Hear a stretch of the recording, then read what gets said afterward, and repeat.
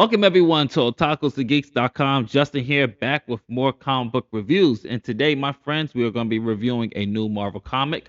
What if? What if Galactus transformed Gambit? As always, I give you a brief synopsis. So without further ado, my friends, here we go. Gambit is the most charismatic, most heroic, most capable thief on Earth, which is exactly how he grabs the attention of the Devourer of Worlds with the power cosmic flowing through his veins. Gambit is unstoppable, but is he clever enough to steal the unstealable? Prepare for a heist, mommy, one like the multiverse has never seen before. And obviously, this will be completely spoiler free, but I will give you the gist of the premise of this. And I will have to say, I was actually pleasantly surprised. I really did enjoy this one, this particular what if story, even though I would say I wish it went a little bit longer. That's the thing about what ifs. I wish they will go a little bit longer than the standard 24, 25 pages comic book. Especially with this one, especially how it ends. I would have loved to see it just go to for like 50 pages or plus, just like for the first volume of it. But anyway, so the whole premise is that something happens to Gambit, which I won't reveal and I won't spoil, but it leads him to catch the eye of Galactus. And Galactus makes him the herald as he always does, and he has put Gambit to a task to steal something from the collector, which is a particular planet, and that's all I will say on that. But what I will have to say is that what I did enjoy about this story is, believe it or not, the story actually, and I dare say this, showed a little bit of a human side of Galactus. You know, throughout all that hunger for planets and that appetite and that godlike entity that we see, this particular what if shows a little bit of Galactus longing for something.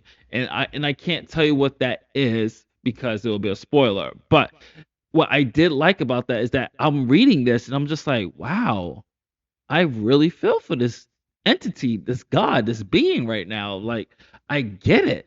And you can see that him and Gambit, especially with this particular issue and what we know of what happens to Gambit in this, they kind of have this kind of kindred spirit understanding of certain things. Gambit has something that he is longing for. Galactus is having something he's longing for. And what I like about this is obviously they did some really great characterization, even for this what if story, so we understand Gambit's motives. We get to see Gambit really maxed out when it comes to his power, because we all know Gambits are already an Omega level mutant, but with the power of being the Herald, this guy is damn near immortal. And what he was able to do is just absolute. It was just like, wow. Not only is Gambit he's just intensified, dialed up to 10 of how powerful Gambit is, especially with kinetic energy and what he's able to do with the kinetic energy in this particular issue. I would have to say that the art style was really good too. Really like the art style, like the story, I like the pacing of it.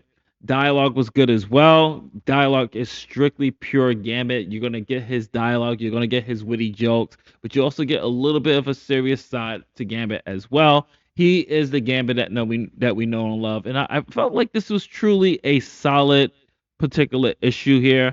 I'm keeping it very vague because there are some spoilers in here that I don't want to discuss here, but like I said, I really felt for the Devourer of Worlds in this because that longing was which something I was not expecting from this is that I was like, wow, I get it. I understand. And the collector, they did a good job of characterization, doing characterization on the collector in this one as well.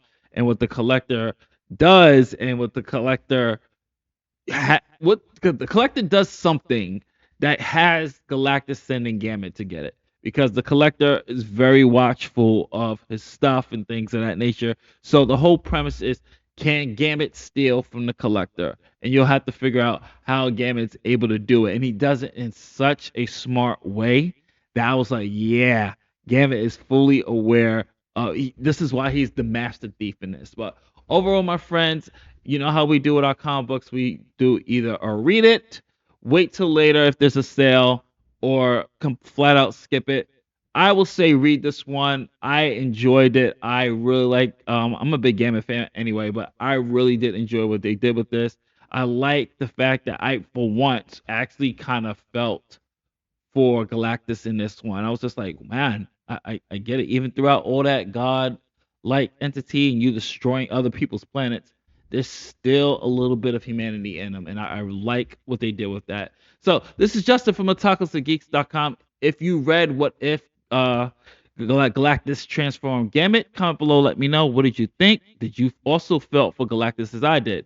So comment below, let me know what you think. If you like what we do here, hopefully we earn your subscription. So please hit that like, share, subscribe button, and hit the notification bell if we did.